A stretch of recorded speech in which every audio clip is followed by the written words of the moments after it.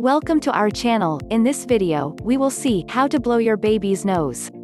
If it's the first time you view our videos, please subscribe to our channel and press the bell icon. Before we begin, give this video a thumbs up and share it with your friends. For more information, please click the links in the description. Many mothers are apprehensive about having to blow the nose of their babies. It is true that it is not the most pleasant exercise for us as for him. We must know how to handle delicacy and precision while taking into account the state of health of our child. After reading these few wise tips, no more worry, we will become experts in clean nostrils. Why is it so important? Before 3 years of age, a child cannot blow his nose alone. He needs us, and it is important to take the right actions. Blowing your nose isn't just about cleaning your nostrils. In reality, blowing is simply essential.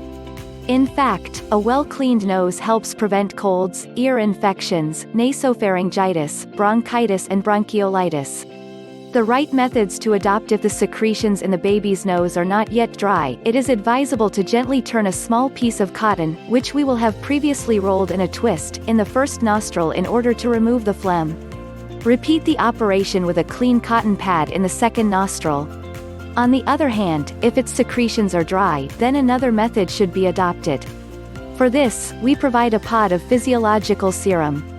Make sure you cut the tip properly because an uneven edge can hurt baby's nose. Let's put him on his back and turn his head to the side. Next, pour the contents into one nostril, then into the other. If the serum comes out through the other nostril, there is no need to worry, it's absolutely normal. The child may not appreciate having liquid in the nose and tell us of his dissatisfaction with crying. Even if it is heartbreaking, we must keep in mind that it is a necessary evil. There is a little trick to make it easier for us: gently close the child's mouth, making sure he does not bite his tongue. It will then blow through the nose and the secretions will come out suddenly. It is therefore preferable to have tissues nearby. To make your baby feel better, you can pat him on the back to make him burp. This will have the effect of releasing the air it sucked in when taking the saline. Note that once the pod is opened, it cannot be kept for more than 24 hours. As an alternative to serum, it is possible to opt for a spray with sanitized seawater, which has the advantage of containing mineral salts which respect the mucous membrane of the nose. We need to wash our child's nose several times a day, preferably before meals and before bedtime.